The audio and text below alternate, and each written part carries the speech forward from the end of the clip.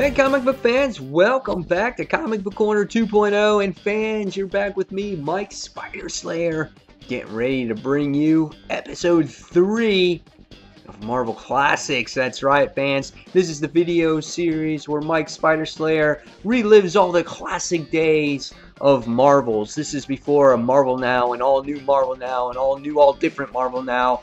Yes, we relive all those classic titles. And today, fans, we're going back to the year of 1989, and we're reliving the Sensational She-Hulk issue number 1. That's right, fans. This is volume 2 of the She-Hulk series. If you remember, the first one came out in, I think, 1977. And this is the stories of Jennifer Walters. That's right, fans. 1989, where, of course, you had Bubble Bobble for Nintendo. And if you go back, you also had the classic Blades of Steel and Double Dribble and Track and Field 2. So lots of things to bring you back to old school of 1989. You even had John Elway had his own computer football game or Nintendo game or whatever it was. Never told you really the system. I guess it was Nintendo. You even had Stan Lee going back and advertising some of the Marvel Classic VHS videos. I mean, you can't go wrong with that, right?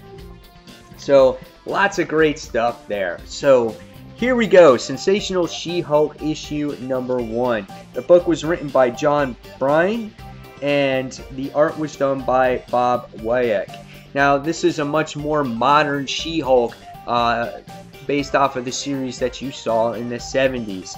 The She-Hulk here is a little bit, more voluptuous looking. She has big, crazy hair, what you expect back in the 80s fashion back then. We get to see her here. You get to see bright colors. Ringmasters in there as well. I thought the artwork held up really well here. Here you have Jennifer Walters dressed up as somebody else, and her name is Glamzonia. But you get to see great details when it comes to like muscle structure, facial expressions, and things like that that you expect from a She-Hulk series. I thought visually this book held out really good. Here's a cool action shot with a lot of detail in there of her breaking some circus wagon. So yeah, it was a nice book to look at here. And then here's one final page here. So what was the story about in this first issue of Sensational She-Hulk? Well, of all places, she's in the circus, and she's in the McFadden Brothers circus. And she's doing all these, testing her strength and doing acts for them and things like that. But little do we know, soon enough, our Sensational She-Hulk gets hypnotized. And she winds up getting hypnotized by none other than the Ringmaster. That's right. The Ringmaster is there with his cool, circus costume. And right away, you get to see She-Hulk gets hypnotized, and the reason why our circus of crime hypnotizes her is because they're being paid to test She-Hulk's all her abilities. And so throughout the issue, you get to see these mysterious villains. They're the ones that are going to be paying their circus of crime to do all these testing on She-Hulk. So throughout the issue, the book does a good job at describing Jennifer Walters and pretty much a little bit of her cousin's origin, which is Bruce Banner, and how he became the Hulk, in case you didn't know that at that time. However, Ringmaster knows that, so he's like, enough of this is boring. He's like, why don't you tell a little bit of us, little girl? And so what happens is you wind up going back and you're seeing how Jennifer Walters became the She-Hulk for the first time, how her cousin Bruce gave her a blood transfusion, and how she actually became She-Hulk for the first time, and how she wound up teaming up with the Fantastic Four, and she even got more radiated. So what happens is now she stays in her Hulk-like form all the time. So instead of reverting back and forth all the time.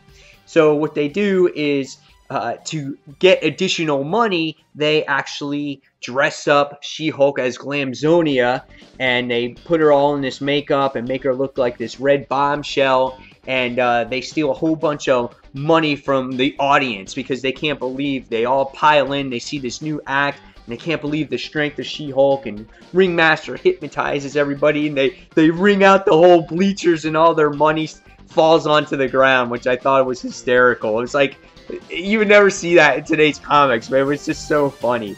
And so what happens is a mysterious villain comes out, and She-Hulk tries to stop him, and she winds up breaking free of the hypnotism, and really Ringmaster and his crew in the end winds up going to jail, and we find out who our villains are at the end, and they are called the Headmen, who do all these experiments on people. So really interesting stuff there. It looks like Eggman is in there. Professor Eggman is in there as well. This comic was good. Back in the 80s, there's a lot more dialogue when it came to comic books. This really kind of revolutionizes the character at this time, because when you go back and you see Jennifer Walters the way she was in the 70s, this is basically the way she looked.